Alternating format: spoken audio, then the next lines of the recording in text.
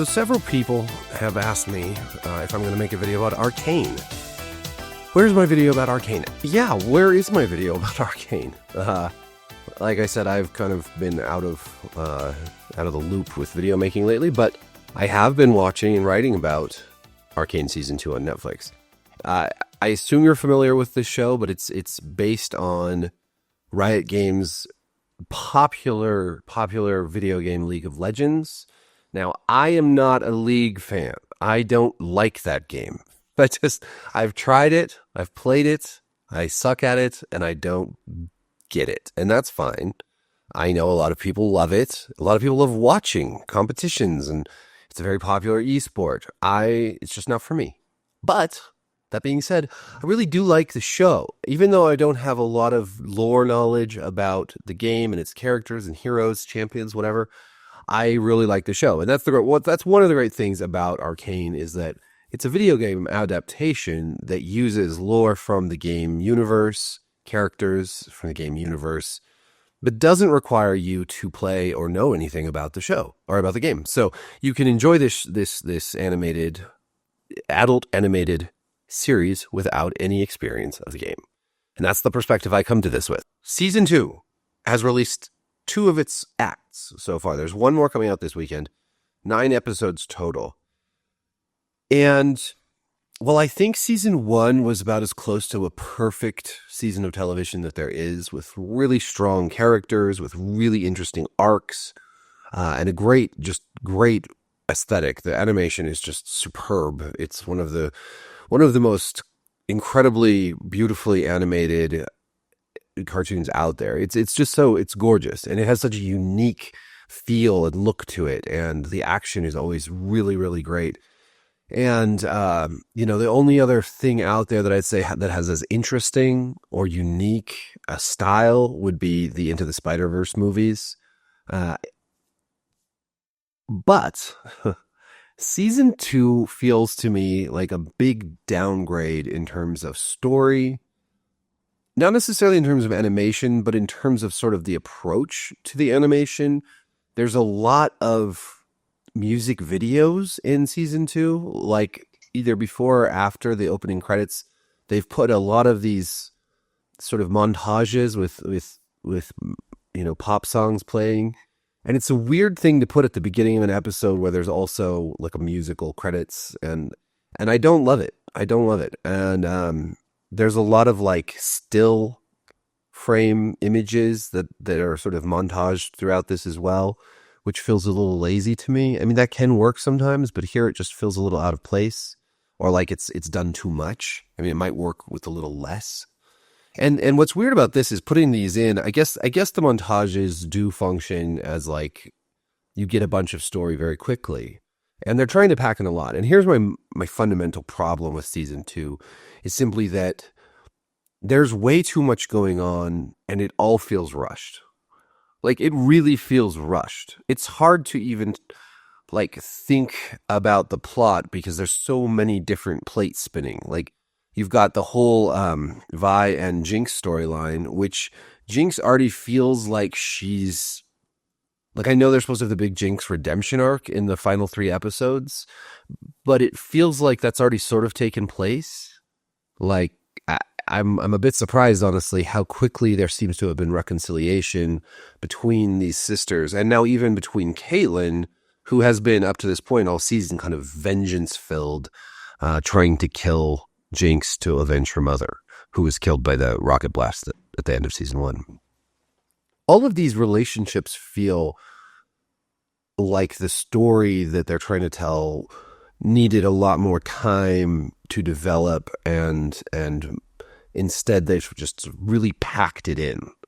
6 episodes, none of them are even an hour long, and they've packed in all these transformations between these characters. And I think what worked so well at the end of season 1 was that Vi finally realized that her sister, Powder, was gone, and that this other version of that person, Jinx, had taken over completely, and that she was irredeemable.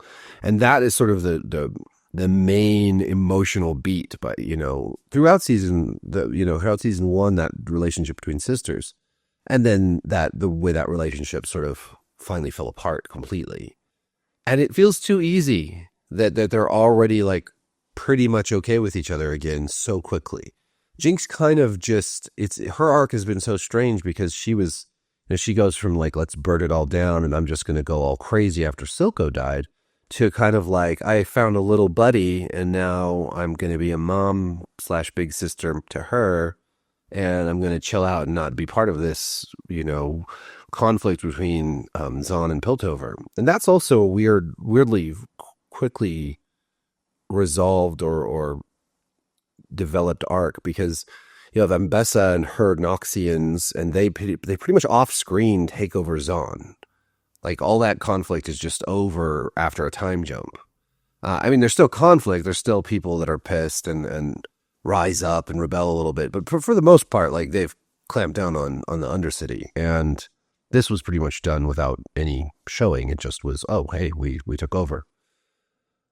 So it's hard for me to be as invested in this. There's a lot more focus, I feel like, on Caitlyn, but then her sort of shift from being like all about Ambessa and that, like all of a sudden she runs into Vi and just decides to go back. Like, okay, now I'm going to help you and I'm going to betray Ambessa. It happens so fast. All these things are just happening without any of the necessary sort of dramatic narrative elements that would help us believe them. And so a lot of it feels a little implausible, and it's just harder to follow. I never felt like in the first season that I was having a hard time keeping up. I felt like all the different story beats sort of, they took their time, they developed naturally. And here there's just a lot going on. And like suddenly we're dealing with this wild rune, and you have Jace and Heimerdinger and Echo like going into this wild rune. And then Jace comes out, he's got a beard, obviously a lot of time has passed for him, and he goes and assassinates Victor. Basically Victor's doing this commune where he's healing all these Shimmer addicts and has created sort of this utopia, but it's all kind of a mirage because once he's dead, it all falls apart. And I'm certain that we're going to learn a little bit about what happened with Jace and them in the Wild Rune, and why he's so hell-bent on killing his old friend. But it's a little jarring when it does take place, partly because we've gotten so little of those characters, and their storyline has been very confusing and weird. And none of it's bad necessarily. I feel like all these things that happen, that do take place, are interesting and good, but they're strung together in a way that makes it a lot harder to be emotionally invested and to just keep track. And maybe that's just me, and I am just too distractible. But I never had this problem, and I never felt this way in season 1. And here there's just so much going on. And some of it's really interesting. I think that the werewolf, what is it? Warwick? Is that the bad scientist Singed has fused Vander's, I guess Vander wasn't dead, but he fused him with this wolf creature and made this super monster, and he's unleashed on the city. And it's all part of Singed's overarching, we learn his overarching motivation is to bring his daughter back from the dead. And these experiments are designed to help with that. And he ends up working with Ambessa so that they can continue his research, and he'll help her with her hex tech problems. Again, all of this stuff, this is a lot. Like all of these things that I'm talking about constitute quite a lot of story, but they're all really jammed in to this sort of breakneck, jumping between plots, jumping between stories, structure to the season. So am I still enjoying it? Yes, I am. I think it's still really great animation. I think they overuse all the pop songs, and that's sort of part of the same problem as the music video segments, but just a lot of pop songs. I feel like there's more. Maybe I'm just remembering wrong, but I feel like there's more, and they're more in your face and a little more immersion breaking for me. I feel like they could pick better music a lot of the time. And I know that's going to be a contentious thing. Some people love the music in this show, but I think it's pretty much a mixed bag and overused. I feel like this has become a problem with a lot of TV shows where needle drops and the use of these popular songs and I feel like it is not as interesting as when you do it less. It's like salt in a dish. You don't want to put too much in, and it just tastes like salt. You have one good needle drop is all it takes, right? You don't have to do it every episode. You don't have to do it all the time. This is like in Yellow Jacket season 2. It was like constant needle drops, all these songs. It's like, in season 1 of that show, they had this great soundtrack with like chanting and all this cool stuff. And it was very ominous. And they, that to me, I just prefer that. And maybe that's just a personal opinion, but I feel like, the right music at the right time is really important. And sometimes it just works so well that, the show Station 11 on HBO, which you should watch, is really good. At the end of the first episode, there's a Bob Dylan song that plays, and it's like such a perfect song to play at that moment. At the end of the episode, when they're emerging into this wintry, post-apocalyptic New York City, and it's so perfect. So when you do it right, it really works. But here, it just feels like it's like in your face, and it's too much. But yeah, I'm still enjoying the show. I'm excited for the last 3 episodes. I hope that they wrap it up well, but it feels like they've taken, their 5 series arc. That was the original plan, but then they spent like $280 million on 2 seasons of 18 episodes of an animated show. And that's a lot of money. So they couldn't make 5 and spend, $1 billion. So they've jammed a lot of plot into this final season. And I don't know how to make that. I don't think they were able to make that work, especially introducing new plot lines like the Black Rose assassins and cool stuff, but just not enough time to tell these stories really. And I don't know how they wrap it all up in a satisfying way in 3 more episodes. And then the plan for Riot Games going forward is to focus on other characters in the League of Legends roster and tell different stories, which is great. That's great. But I hope that they take seriously the criticisms that they see of this season and really, don't try to bite off more than they can chew. If they feel, hopefully they think, let's not plan a 5-season arc this time. Like, we're going to tell these other stories, but we're going to do it in 2 seasons. We're going to do it in 1 season. We're going to tell one good story. Season 1, honestly, it is self-contained, a great story that doesn't even necessarily need a sequel.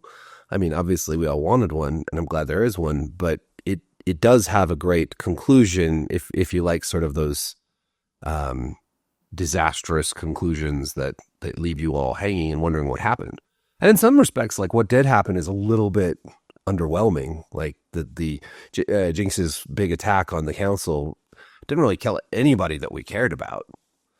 And now they've introduced more characters, and it's hard to care about new characters when there's hardly enough room for the old characters. I feel like also, and this may be controversial, but I feel like, I loved the focus on all the different characters in season 1. You had obviously Caitlyn, Vi, and Jinx, who are all the, very compelling female characters. But you had a lot of focus on Jace and Victor. You had Vander and Silco. There was a lot of focus on a wide range of characters. And this season, it feels like it's really much more focused on the female characters. I'm nothing against any of these characters, but it feels like we barely get to see, without Silco around because he's dead, and Vander around except for as like a screaming werewolf, and Jace is MIA for a lot of this. Victor has some cool scenes, but he's really just like a couple scenes where he's this like hex tech messiah, which is a cool concept. But there's just so much more focus on Caitlyn and Ambessa and Mel and Vi and Jinx. It almost feels like just like 90% female characters now, and that just changes the tone. And I feel like that's just an odd creative choice. So overall, still really enjoy it. It's just a lot weaker than season 1. Let me know what you think in the comments. Thank you for watching. Like, subscribe, hit the notification bell.